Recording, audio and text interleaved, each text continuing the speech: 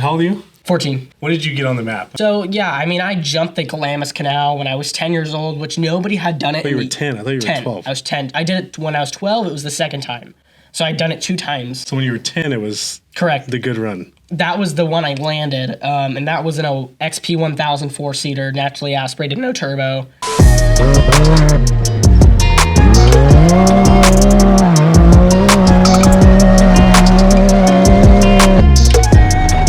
All right, welcome back to the Industry Podcast. My name is Doug. We have Ruslan Greasehandz. Yeah. What's up with the Greasehandz? It's got a big backstory behind it, but my original name was Ruslan Dirty Hands, and then it kind of really didn't work out because of the fact that, yeah, the hands are dirty, but like I'm also wrenching on my cars and stuff like that. So the grease on the hands, that's just kind of where it came from. But my original last name's Yankelevich. Yankelevich? Yankelevich. What is that? Ukrainian. Ukrainian. Yeah. That's pretty cool. Super. Yeah. So backstory on Ruslan. So did you grow up with UTVs, or were you riding dirt bikes, or what was the very beginning? No, so I didn't have that kind of opportunity when I was younger. I lived in LA in a really, really tiny apartment with my family. So it was me, my sister, mom, and dad.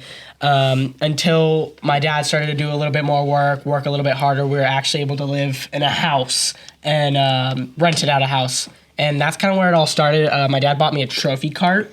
Never drove it, so then he bought me a dirt bike, and then never really rode that. So he bought me a quad just because like that was a little bit safer than a dirt bike, but it was also like on the cheaper side. So then I started riding that around, and then he bought me like a Razor 170, and that's kind of where I got into side-by-sides. But no, I never grew up with it. So what progressed you in the side-by-side world? Like, so you finally got into a side-by-side. By the way, the trophy carts, you know that Nestor from X Travel, he's the one who invented those? Really? Yeah. Well, they're pretty cool cars. So that's what he started with, and then he moved into X Travel, and like... Super rad. No, the trophy carts are super fun. I've had a couple of those. Yeah, so you got your Razor 170, you said? Yeah, Razor 170. Were you hauling around that thing a lot, or what was... Well, not really, because like I said, when we had this, it was in like a tiny house, no backyards, but we like to take trips to like Jawbone or Pismo and stuff like that. So yeah, like there was times where we'd go out with it, but it's not really like where I would ride it a ton. And I had more amusement towards quads than I was side-by-sides. And then it was kind of, we went a lot and we started going to Jawbone, and then I would drive everybody's car. And my dad's the type of dad that doesn't really like baby me around. Like he's like, oh, go get into that car, go get in that truck. So he let me, one of his friends let me drive the Razor 900 at like 6 years old or something like that. My dad's like, just go a little bit faster. We're doing like 40, then 50 miles an hour. Oh, it's flat, but we're going like 40, 50. And then that's kind of where I found the amusement from there. Because before I was riding like 250 quads, 450s, like as a 7 or 8 year old. And then that's when my dad started pushing me into a side-by-side, just because quads are so dangerous. Like you come into a corner a little bit faster and you're already on 2 wheels, or you literally just do a corner and you're on 2 wheels. So you got to be kind of skilled to ride a quad. So that's kind of where he started putting me in those, like, hey, you should try this, you should try this. And then kind of from there, like 7 years old is kind of where it started sticking. Did you have to find a new like adrenaline threshold in a Razor?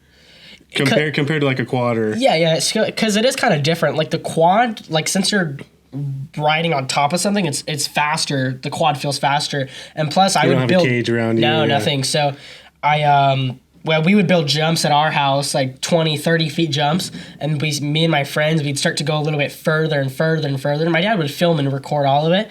And then he bought us like a 250 High Sun or something like that. And it just felt so slow. Like it was like, oh my gosh, this is slow. And it just wasn't fun, just full pin throttle everywhere. And it just wasn't fun anymore.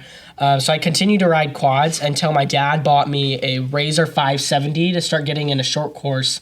And that's kind of where I started getting into racing. I never really wanted to race, really.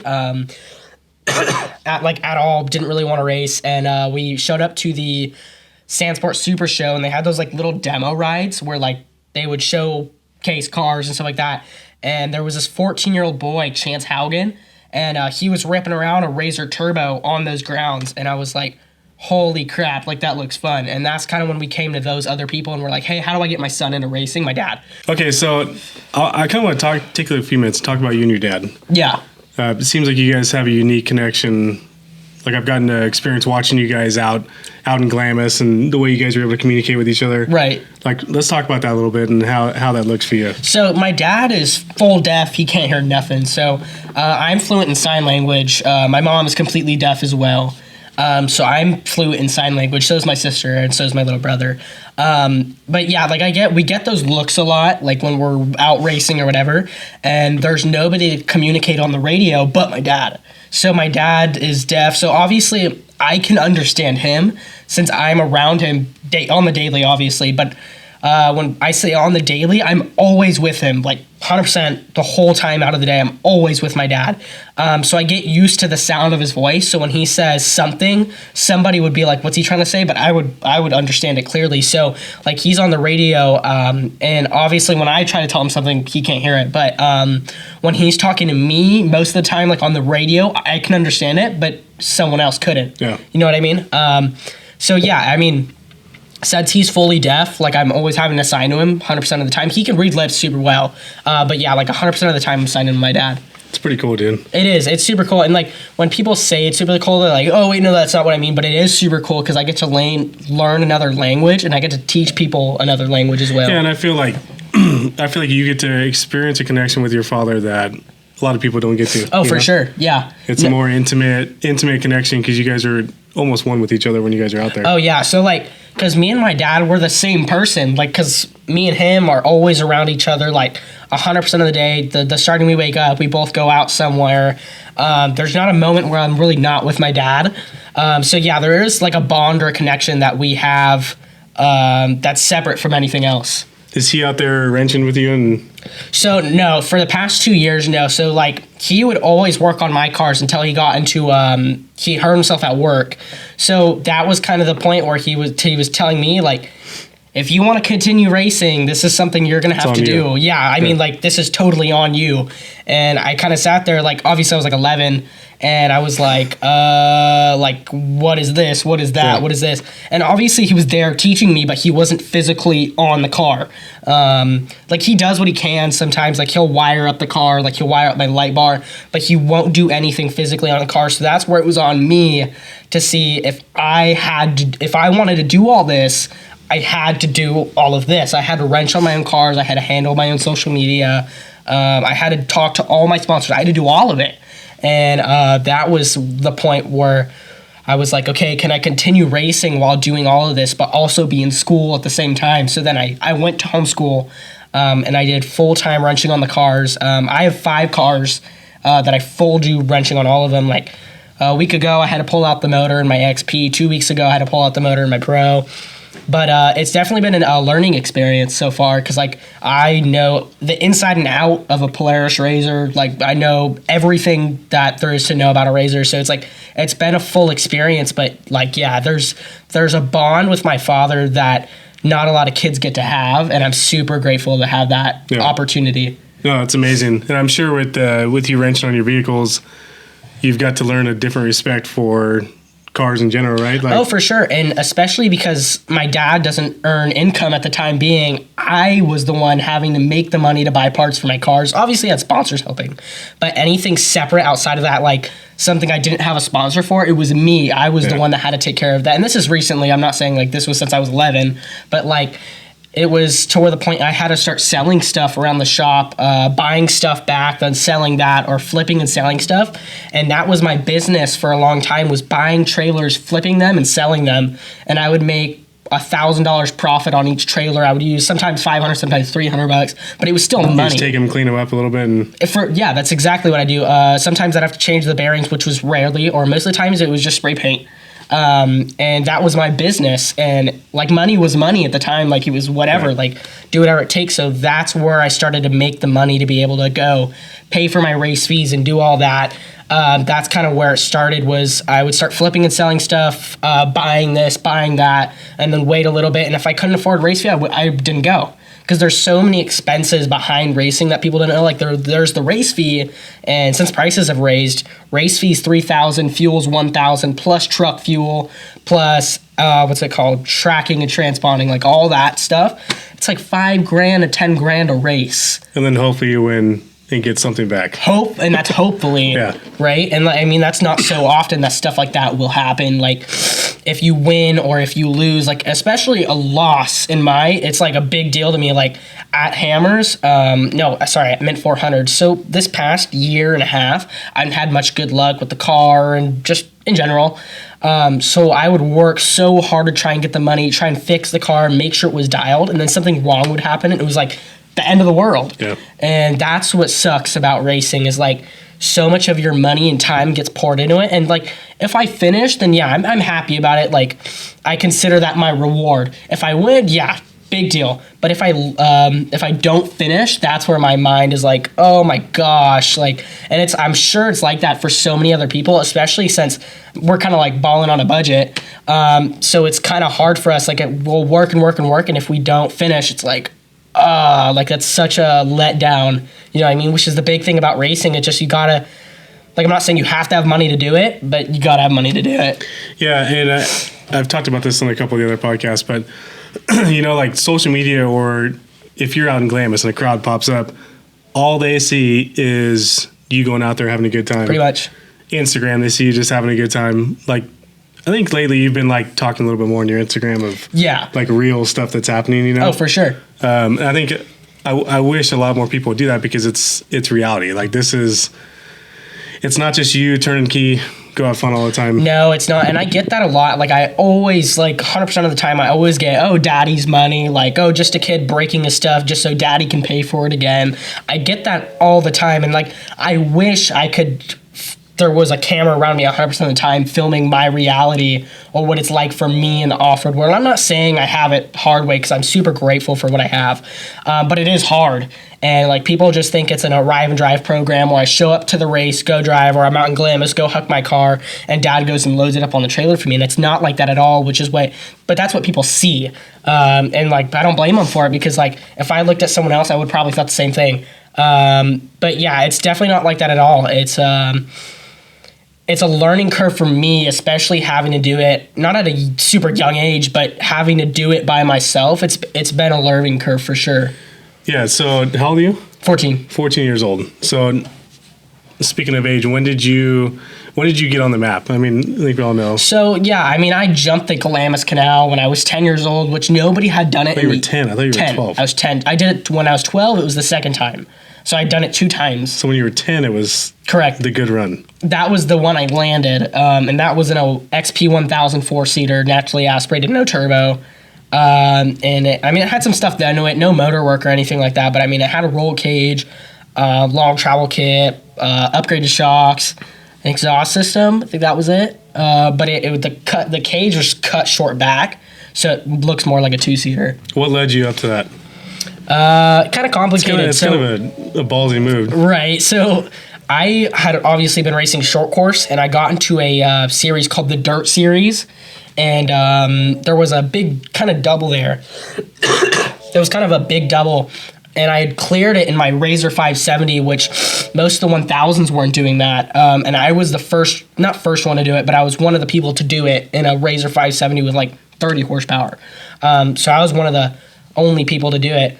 And I cleared it, and then my dad had given me his XP1000, which is the car I jumped, which that car is still around today. I still use it. And so I did that. I liked the feeling of the jump. I liked jumping from there. So we started doing extra things, and kind of what led up to that was we built a 5-foot ramp by 10, so it was super short. So 10 foot long, 5 foot tall. And I jumped over my mom's Jeep in my Razor 570. I didn't land it, but I did it. One time I landed it, but I put the Jeep under it and then went too fast because obviously I was scared, didn't want to land on my mom's Jeep. Yeah. So I jumped over it, bucked it, didn't land it, totaled the car. So that's when I started getting into the XP1000s. And then I saw it on YouTube of a Sandrail doing it, which I know the guy personally now. And that's kind of where I was like, ooh, like that looks small, but I mean, it looks the same size as that Dirt Series jump. So me and my dad planned out a GLAMIS trip, and my dad was like, if we see something we don't like, we're just gonna leave. Like, that's it. Because obviously we're not gonna get hurt. And so we showed up, and I looked at it, and it was like, oh my God, this thing's big. Like, massive. And so... What is it, jump to landing? Jump to landing, it's about 115 feet. So the water itself is like 80, but then you got like those ledges and then the part where the people have to drive on. Yeah.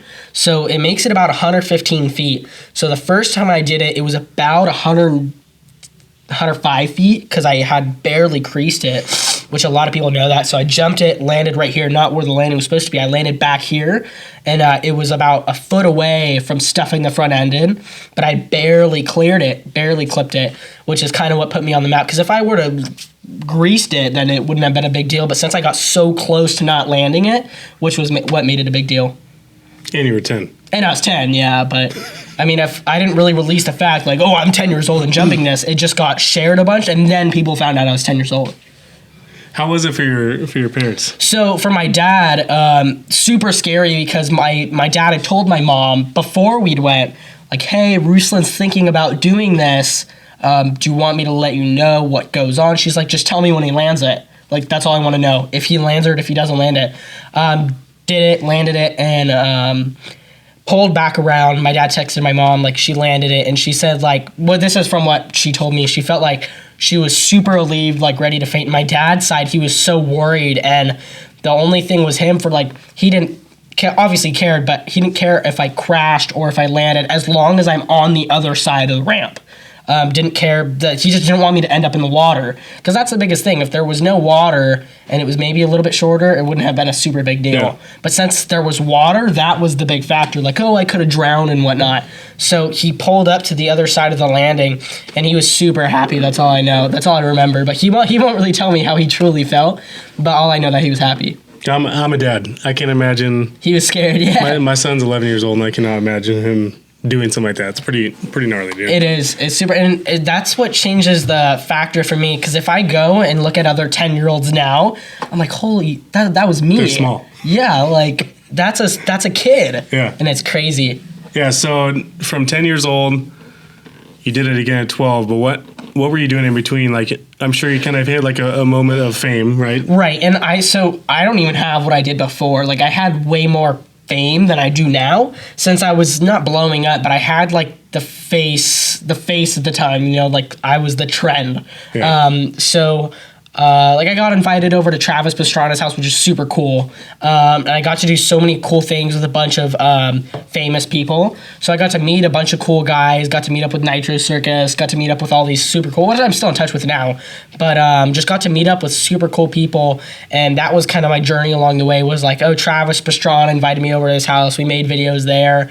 And I was always collabing with people, like, I don't know if you know, like Lele Pons or Hannah Stocking, or all those famous, like I collabed with them in between that, to where I jumped it the second time. Or like Pasha the Boss, he's like a parkour guy, super cool guy. Just collabing with all those people until I got to the point where I did again. So 12 years old. 12 years old. After going through all that with Nitro Circus, and which is pretty rad. Yeah, it's super. Because I had watched Travis Pastrana and Nitro Circus and all that since I was a little kid, and I would always watch them doing those like cooler jumps or like super cool jumps, and like I've always loved their daredevil lifestyle, which is kind of what got me into it too. Yeah. So 12 years old, you went to GLAMIS again, right? Yeah. So I was with John from Do Not Destroy, because the whole backstory, I wasn't going to do it again. That was because, like, yes, I did it, but it was still scary, you know what I mean? So my whole initial plan was I wasn't going to get to do it again. We were actually at a podcast with the Dirt Life show, and John from Do Not Destroy was like, how about you come on the live and be like, oh, I challenge you to go jump the GLAMIS Canal, and I'll go do it, and you can come do it with me. And this was like maybe 6 months after it happened, or like a year. No, I'd say about a year and a half after it happened.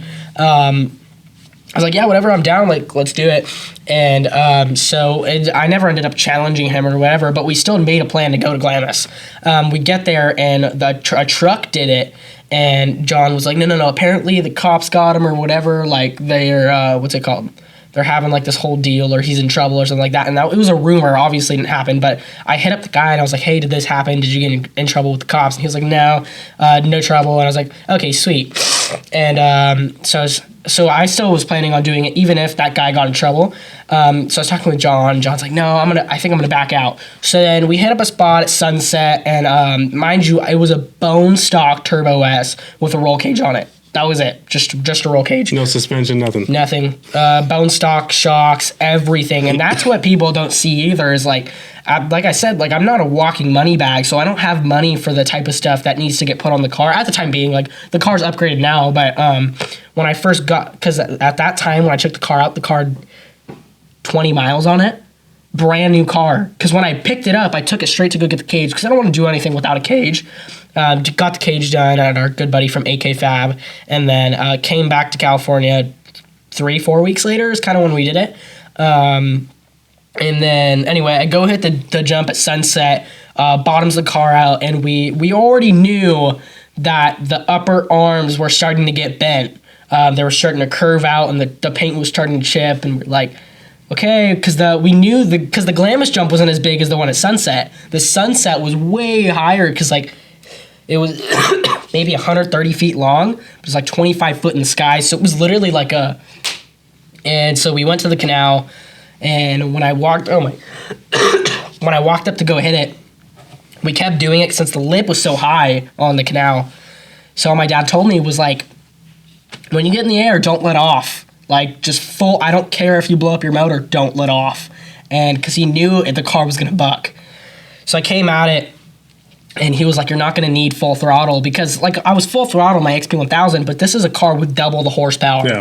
Yeah. He's like, you're not going to need full throttle. And I knew that, but my mindset's better overshoot than undershoot. Because with the turbo cars, you got to actually play with the throttle. And any car was like full speed or nothing. So I said, whatever, I pinned it the full way in the air. It was wah up until like halfway point.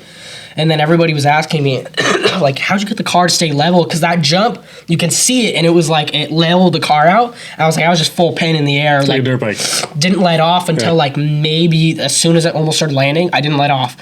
And when I jumped, and I landed. I knew I landed, but as soon as I landed, I knew I was going to crash because I felt how hard it hit the ground, and I felt when it took off in the air after that, and that's never a good sign. And I could feel. You just bounced off the ground immediately, and people like, oh well, you could have saved that, and you could have done this rather than done that. Talk, though. Yeah, and I don't care, but when people say that, I buckled my arms, broke my transmission mount, broke the steering rack in half. Tore up the chassis frame, ripped the whole rear chassis frame was tweaked, like everything was done. Then when we had taken off the cage to rebuild the car, the cage had sprung off. Like you could feel the like when it had sprung off because the only thing holding that chassis frame together was the cage. I mean that's the importance. Thank goodness for the aftermarket cage. Right, for sure. Yeah. That's the importance of having it. But car was completely totaled. Nothing. We couldn't save anything on the car.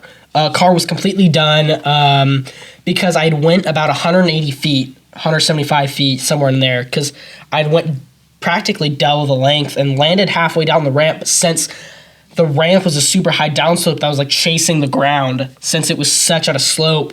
So when I landed, I knew I was going to crash because when I felt it, what it did was the car landed and flew right, and it stuffed the tire into the frame. Like the chassis frame was done, so stuffed it in, and it picked up the car and flung it straight over onto its roof.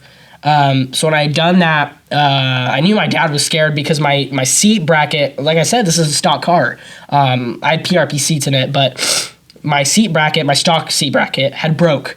So the only thing holding me was my seatbelt to the roll cage. So I was hanging upside down to where my head was touching the roll cage. So when I got out, I saw my dad start to cry because when I got out, I had blood on me since I'd bitten my lip because my head had hit in the steering wheel and I'd bitten my lip. So when I got out, my dad started to cry and he thought the worst, but I had blood on me, on my cheeks and everything right here. And I mean, that was one of the scariest days of my life just because like I witnessed, because not a lot of you don't really see your dad cry. So when I saw my dad cry, like I knew that he was super worried. And especially because I had went so far and I'd crash landed and all that, like that's a scary experience, especially for any to be watch that.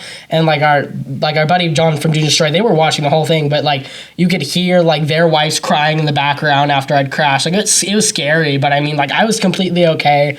Nothing broken, no sprained bones, no fractured bones, nothing. Like it's crazy. Super grateful that nothing happened in that situation because like even a lot of people ask me about that. They're like, how did you not break a bone? Because my jaw hit the steering wheel. So as soon as I landed, my jaw hit the steering wheel, and I walked out completely fine. I had a little bit of whiplash, but I mean, I walked, no broken bones, no fractured bones, no sprained bones, and that was it, and I walked out completely fine. I think it probably helped your age. Probably, how young yeah. you were. Because if you're 40, it might be a different story, yeah. but Dude, yeah. if I did that, I can't even imagine. It'd be crazy. Yeah. So you went from kind of a spike of fame, right? Right. How was that adjusting? I don't know how it is today for you. I mean, right. So I mean, right now I handle all my own social media, and it's not bad anymore. Because before, when I had blown up, like it got posted on GoPro, was put on gas station pumps, it was put on movie theater screens, like it was big. So I would get people like. I'd get hate pages and I'd get people sending me DMs like, go kill yourself. Your parents should put you up for adoption. You should get taken away from your parents. And I got that all the time. Or I had famous people fighting over me, and it was crazy. But I remember not liking it. I didn't like the fact that like people would come at me for doing something I love. And like nobody should ever have to go through like being hated over doing something they love.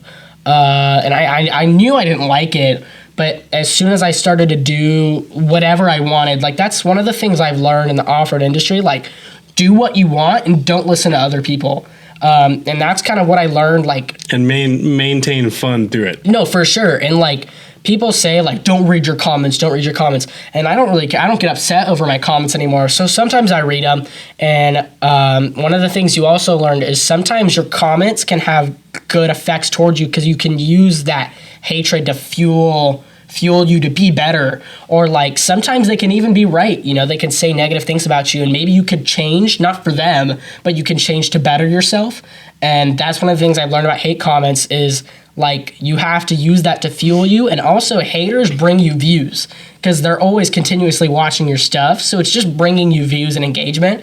So you just got to take the hate with like a pinch of salt. Yeah. So I mean, that's kind of one of the things. Social media wise, I agree with you on the haters bring engagement to your page.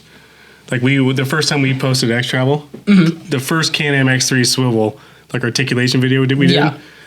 Dude, on Facebook, we got like over 300 comments the first day. And almost every single one of them were people saying that what we came out with is the most garbage front end, you know, but it still is exposure for your brand. And it shows like your stuff. You went out and did something different that other people weren't doing. Yeah. You went out of your time, out of your life to go do something extreme and something different. And it paid off for you know? Right, yeah. And now you're able to live your life that you're doing today because of your 10-year-old For self. sure. And I get that question a lot to where it's like, do you regret what you did? Because obviously, like I say, like I didn't like that feeling of like people would come at me, and a lot of people would ask me like, do you regret what you did? Especially because you did it at 10 and then you said, whatever, I'm going to go do it a second time. I get that a lot. Do you regret what you did? No. Not at all, because that's what brings me to who I am today. Because like maybe I would have stopped racing if I didn't do that, you know, because obviously I wouldn't have so much support as I do now. Like that's why when people ask me questions, like even if I did something bad, like I never regret what I do, because it always brings you somewhere to where it could have been better, it could have been worse to where it was before. So like I wouldn't regret it for a single second doing what I did before, because the two things I did, it was the best thing for me. Yeah. It was 100% the best thing for me. Dude, isn't it crazy? You mentioned something on your Instagram, I don't know, a few weeks ago, maybe a month ago. The difference in engagement nowadays on social media compared to... 100%. So I get that question asked a lot too. So right now I get okay engagement. But for my following that I have now, I have 52,500 followers. But the whole thing with engagement is I used to get, with 20,000 followers, like 1.8 million viewers on my page a month, and now I get 80,000. Like, that's a big difference in engagement, and it has something to do with like Instagram's algorithm, because not everybody wants to watch me hitting jumps or me in desert racing. Nowadays, it's almost like you got to be a comedian to be on social media, to have a big like and following. Like, if you see like reposting pages or whatever, their post that has like a kitten or whatever on it's got 1 million likes, but then like a video of a trophy truck mobbing through whoops has 500 likes. Like, to me, that doesn't make sense, but to the average person, like, that deserves more likes rather than a trophy truck does. Because since this other world of Instagram or TikTok or whatever has like a different, what they want to watch is different from what we want to watch. So when I see my post get like 1,000 likes or whatever, I'm like, how does that make sense? I deserve 1 million likes, you know? But it's so overly saturated. I mean, there's so many athletes now, and not saturated like in a bad way, but I think for the average user on Instagram, there's so many jump videos, there's so many whoop videos. Like, how many thousands, if not millions, of same videos are right, there, exactly. You know? So to be able to go out and do something different nowadays, I think is very difficult. It's hard because, like, I try to touch all bases in the off-road world, which is why I'm a spokesman, I'm a stuntman, I'm a race car driver. Like, for example, I got projects going on for a bunch of different things. I have a Polaris Razor slammed to the ground in a Sierra car body that I'm going to go race at Pikes Peak. And I also have a twin-turbo Porsche Cayenne that I plan on racing rally with. And I also have my jump car. I also have my drift car. I also have, what's it called? Oh, I got my King of Hammers car. Like, I try to touch all bases in this off-road world to try and do something a little bit more special than somebody else has done. But it gets so hard to do something different when somebody's already done it. Which is why, like, the CANAL was big, because nobody had done it. Yeah. But, like, for example, when I two-wheeled my Razor, I drove my Razor on 2 wheels, it didn't do that well, because so many people already, even though it's hard, it's already been done.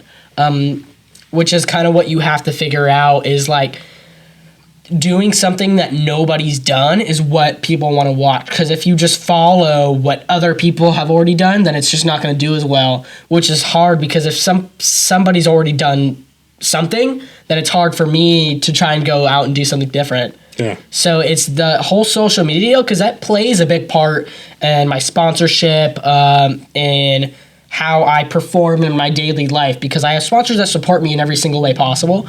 And if I didn't have those sponsors, I wouldn't be in this room right now, or I wouldn't be doing what I do right now. And that's kind of what a wiser guy told me, was like, I was sitting in a sponsorship meeting with him, and he sat down just trying to be as straightforward as possible with me. And he said, if it wasn't for your social media, you wouldn't be in this room for right now. Because that's kind of the biggest part of it. Because if you don't really have a social media, it's hard to like promote that person. So that's why social media is super important to me. Like, when I posted all that stuff of like what the reality of social media is, like, I got comments like, oh, you're whining too much, I'm unfollowing. Like, and it's just the reality. Okay, unfollow. Right.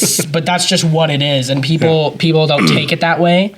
So yeah, the whole social media thing, that's why I get upset about it, is because it does play a big role in all us racers. And we need social media. So that's like, when our stuff gets bad views, it's like, oh my gosh, I need this. You know what I mean? Yeah, but I think too, there comes a point in time where you weigh out your financial side of where you're growing in the sport. Right. Like, what's supporting you. Exactly. Right? You already have a decent following, so you can kind of play off that for a while. Right. You know? And I think as you grow with your sponsors, with your racing, like, naturally you'll just slowly get your organic growth. The thing with reels that I've, on my media side, you put out a sick reel and you get like people who are not organically following you. Right. Like, they're not from here, you know? Which doesn't really do anything. I don't want Middle Eastern followers or people who aren't in the SoCal region, because it doesn't do anything for me. For sure. It's cool to have the following, but like, where do you balance that to where my finances are more important and what sponsors are supporting me to be able to let me keep growing, or social media and your following? So that's also where the money thing plays a big part, because if I had $50 million in my bank account right now, I would say screw it, I'm not touching this thing anymore. I'm just gonna go out racing and have fun and live my life. But since I don't have $50 million and I have nothing, I have to work for what I need to do to go out and do it, which is why I say like it's almost like the end of the world when I don't finish a race, because I worked so hard to get to that point, and when it's like a failure, it's like it sucks. So that I want to do that a lot. Like I want to say whatever, like I don't want to do this anymore. But it's part of me to where like I want to do it, but you need to have the money to do it. It's hard. It's super hard to balance that out. Because like I said, I don't have sponsors for everything, or don't have sponsors to pay for everything. So it gets to that point where it's like you need to figure out what's best for you, what's best for your family, if this is affecting you in a financial way, because racing is expensive. Nothing about it's cheap. The cars, we go through about $5,000 in prep a race, because like last race I blew my motor. Like it's so expensive, so you kind of got to figure out that balance of like the financial side of it and like what you can do to get help for something like that. Are you rebuilding your motors? Unfortunately no, but I do have to pay for it. I know a lot about it, but I don't know enough about it to where I can do it like perfectly. Do you even want to learn that? It's a lot. Oh, I've learned about it. No, I know how to build a motor, so I know everything internally of a Pro XP motor or whatever, but I don't know enough perfectly about it to where I can get it to like dialed in. To where I know personally that this car's like set. Like I know it's ready for the next race, because like if my motor blows up the next race after that, I know it's my fault. So I'd rather just like someone else take care of like the motor side of things. Everything else I'll take care of, but like just the motor side of things, I'm not super comfortable with. Yeah. Oh, I mean, it's cool you're able to do a lot of the maintenance yourself. I think anybody who has to pay people to do their maintenance has got to be a pain for them. You know? Well, I would rather go send my car. If like I said, that's where the money thing comes in too. I would rather pay my team to go work on my car, but then you think about it and it's like you get so much learning experience, and you can also learn to be a better driver knowing what's wrong with your car. Like if you don't know how to fix your car, and let's say you there's a raise in your RPMs and you're like, oh, what's going on? You're not going to know what's happening with your car. But like when I'm out at Mint 400 and I hear a pop and a raise in my RPMs, I know it's the axle. Like there's just certain things you have to know about your car. But it was like in general, like if I was just a daily person in a side-by-side, I would for sure send my car to go get it built if I had the money. Dude, it's so much work. So I'm sure you're doing way more, but so for our UTV team that we started we've done one season now, just a District 38 out in Foster City. Yeah, that's a fun race. Every single race, something's broken on that car. Always. Or it's diff, axle. I mean, it just goes back and forth between those. Nonstop. And that's why King of Hammers for us, both years, was a letdown, because I raced two cars there. I raced the Desert Challenge and the Rock Race. I know people that do more, like Cameron Steele does like all the races there, but I do two there, which is it's harder than doing one, obviously. So King of Hammers was a massive letdown for us, because we did really good up until we didn't, and that's one of the most famous sayings. But in the Pro XP, we were running 8th overall with the Pro Rs, with everything. We were running 8th until I was wide open, because obviously I was go, and I was coming around the corner wide open on the lake. So you go in from desert to lake bed, and I was coming kind of trying to almost a little bit drifting, but just coming on the corner, and I snapped my hub, and it ripped off the knuckle, ripped off the bearing, basically ripped off the caliper, just broke everything. We're like, whatever, we'll just creep it to the pit and stop racing, because like it's better than having to tow the car back. Get there, we found out our drive shaft broke, and we were one-wheel drive, we couldn't make it up the hill, so we had to get the car towed back. It's just such little things. And then King of Hammers, like we took that as a learning experience and said, okay, we're going to build my King of Hammers car way better than we did last year. That way we could finish, because the year before that, we didn't finish Hammers for,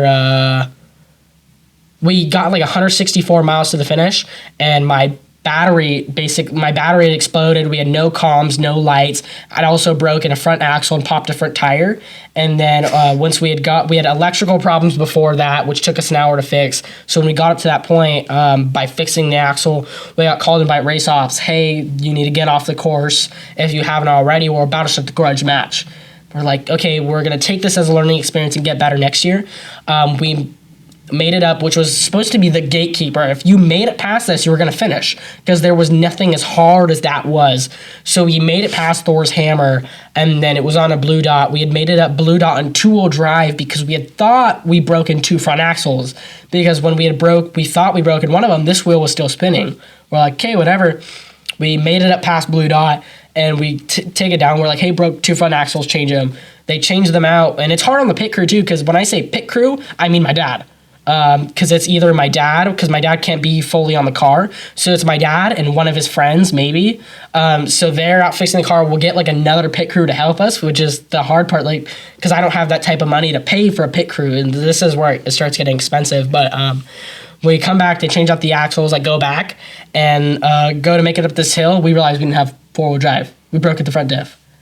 So it's like, oh my gosh, and that's where it starts to, like, it gets like a letdown, especially because we haven't had the best of luck, and it's just, there's always something that's, like, I always think it's my fault, and then I, like, look into it, and it's like, no, that's not my fault, like, it's just this broke, but it's almost like, do we have to carry a million spare parts in the car?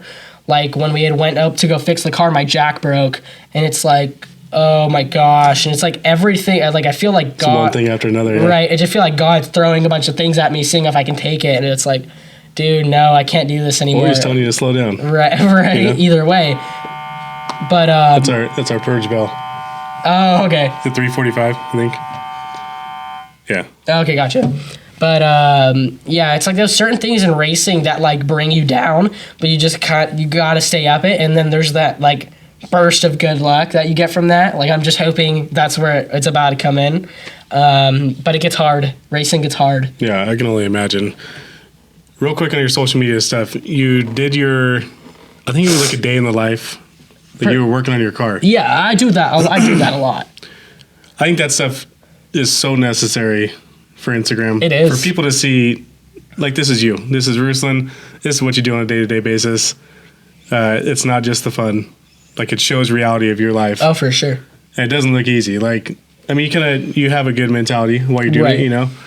But I think, like, our generation today is lacking reality with people so bad. For sure. All we have is cell phones, tablets, social media. And, I mean, people can't go to dinner without sitting on their phone, you know?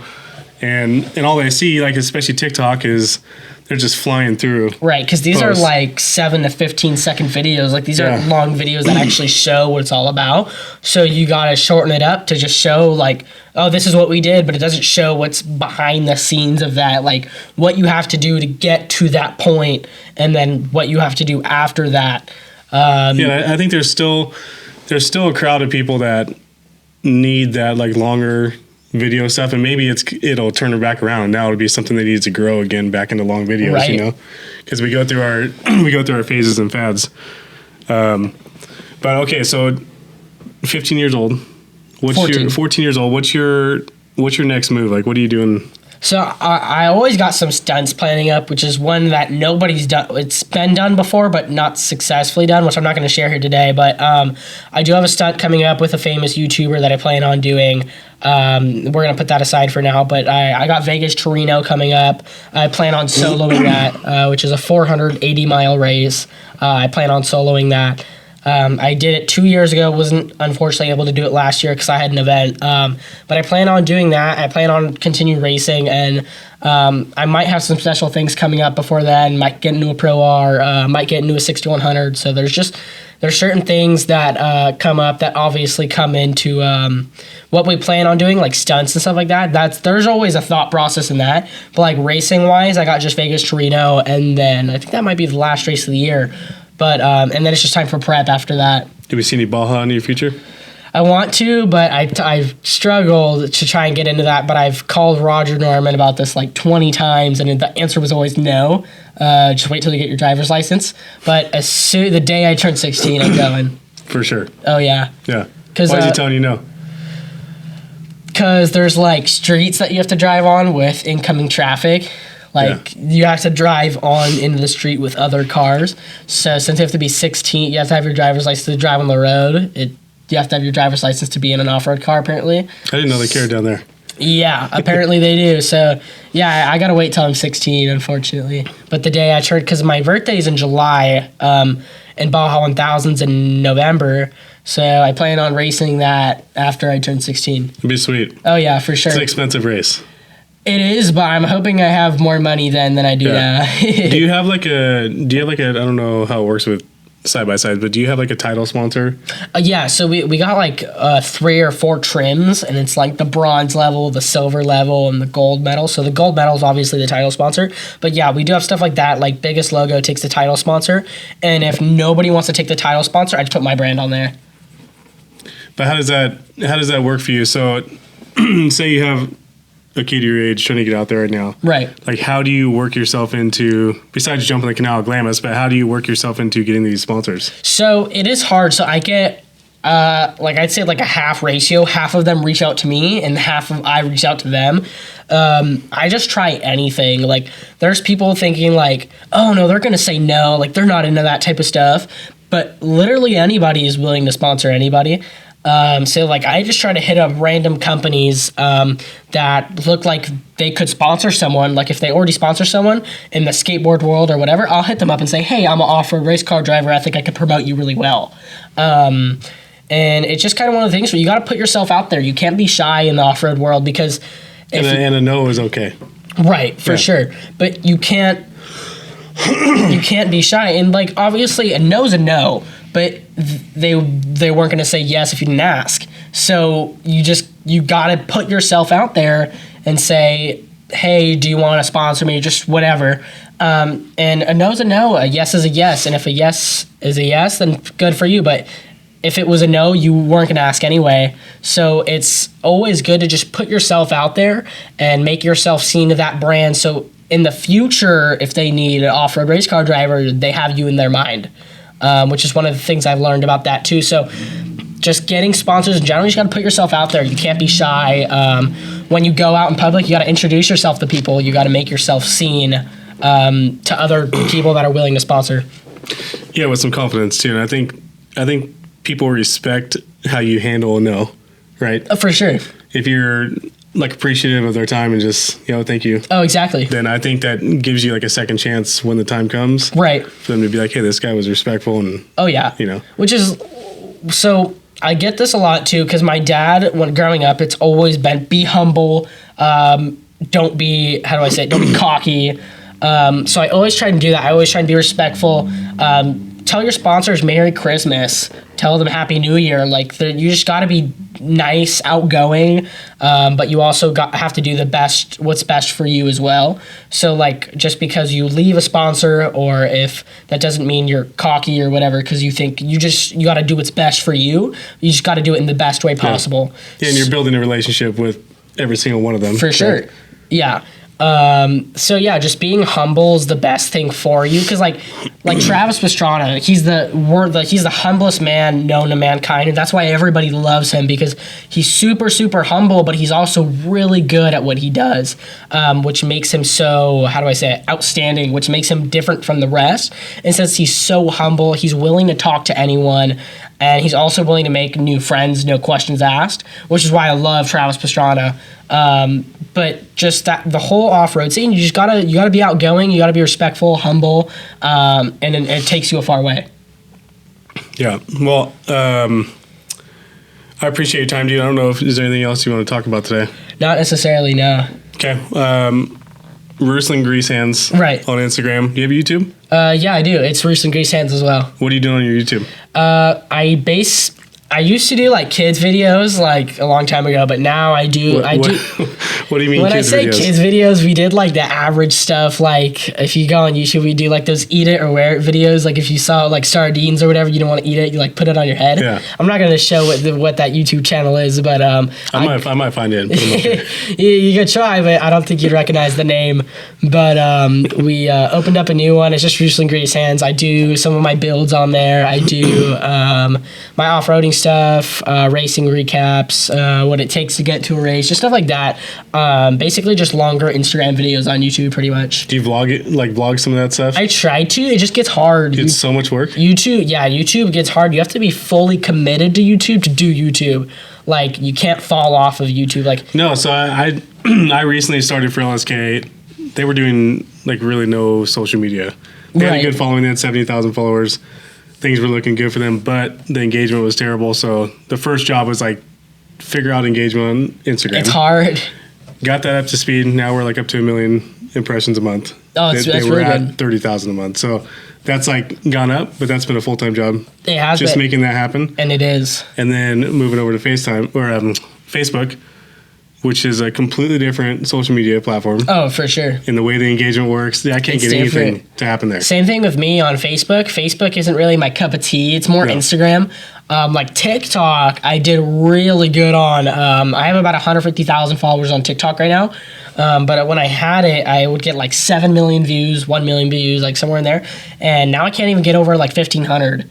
Like, so you just gotta like stay with it because like I fell off on TikTok for a while. Like I didn't post on it. It's like, yeah, whatever. Yeah, it gets old. Right. Doing the same thing all the time. It does.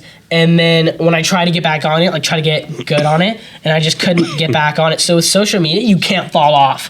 Like you gotta be on it constantly to do good. Like for example, Blake Wilkie, like he's posting all the time, or he's always doing something in the shop, or he's always just doing something, which is why Blake Wilkie has such an amazing social media. It's a full-time job. You have to be doing it every single day, which is why on YouTube was hard for me because you can't fall off. You have to be doing something. You have to be recording. Or like some days I'm like, I want to record, and then that's not a good YouTube video anymore. So it's just like... And the upload process for YouTube is a job in itself. It's different. You know? Like, for example, we edit our own videos, but to pay an editor, it's like $500 a video. It's expensive, so we do all our own editing. I got a computer and a professional camera for all that good stuff, but I fell off on YouTube for like 6 months. Like, I didn't post on it at all. And then when I tried to get back on, the video got like 300 views. And I used to get like 5,000. Some of them got 30,000, and one of them got like 100K. So I have like 5,500 subscribers on YouTube right now. But if I try to keep posting, the videos don't do well unless you post every day, and that's when it starts picking up again. Yeah, and they say, like I do a lot of research on all the platforms because that's my job here. But right. They say, like, posting shorts, if you're going to post something on Instagram every day, post that same thing on your shorts on YouTube. Yeah. Just do everything the same across all the platforms, which gets very redundant. It does. For us on this side. But in order to grow that, you know, you may post a short and you'll gain 10, 15 subscribers. You post a video, you may gain 1 or 2. Yeah. Know? So, like, the growth process on YouTube is so difficult. It is. It's different because, like, if you get a video on Instagram that has 100,000 views, you might gain anywhere from 100 to 1,000 followers, you know? But, like, if you post something on YouTube that gets 100,000 views, I get nothing. Yeah. Which is what's hard about YouTube is you have to, which is what's also cool about YouTube, but hard about YouTube is if you put out good content, you get good views. But on Instagram, it really doesn't matter what you post, or TikTok.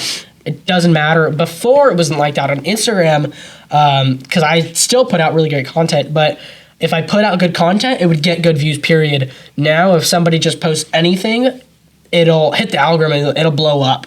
Yeah. Which is what's cool, but also not cool about Instagram, because anything I put out now, even though it's great content, it doesn't really matter as long as it just hits that algorithm at the right time, then it'll blow up. Yeah. Blow up. So, I mean, it's hard. Social media nowadays it's different than it was before. Yeah. Instagram used to be a place where, like, you would constantly grow, and now it's just kind of like the algorithm. Like, you got to stick with that algorithm. You got to use trending sounds now. You got to post the right time. Or write something dumb on the front of your video. Or you got to post the right hashtags. Like, It's like before it was like you just put something out and if it was good, it would get views. Yeah. And that's what's hard about what it is now. Yeah. All right. Well, before you go, I want to know like the future of Ruslan. I know we talked about the near future, but like, is this your plan in your life? Like, no. So, I mean, I get that question asked a lot. I want to go into real estate. I think that's where the money's at nowadays. I want to start doing storage lots. I want to do all of that. I want to do rentals. That's where I kind of want to be at. With your racing. With racing. Yeah. But for sure, I'm still going to race. I'm not going to stop until I have to physically. But no, I'm not going to. Obviously, I'm going to try making racing a career. I'll for sure try and do that. But my main career, what I'm going to do for like a source of income would be like real estate, renting out apartment complexes. Like I'd own an apartment complex and rent out the units, or buying multiple house doors and renting them out is pretty much what I want to do. Something where you can create your own hours For and sure. work around your schedule. Exactly, because since I'm so busy, like it's almost like school is the job or whatever. Like I'm always filling out paperwork or whatever. Like you can't really work around that because you have to do it. So with real estate or storage lots or whatever, it's you get paid basically every single day from 2 a.m. to 4 a.m. Every day. So it's like that's what's cool is like, you know, when you go to work and then you clock out, like you can never clock out of real estate because you're just always getting paid, which is kind of what I like about doing stuff like that. So that's kind of where I want to be when I'm older is like do real estate or do rentals, like rent out exotic cars or stuff like that is kind of where I want to do. Yeah, if you can invest in stuff that makes money on itself, it clears your time up to It's the best, yeah, race seriously. It's the best. Yeah. It's cool, man. Well, I appreciate you coming on here. For sure, man. Follow him, Ruslan Greasehandz, on Instagram, YouTube, and we'll see you guys later. Sounds good.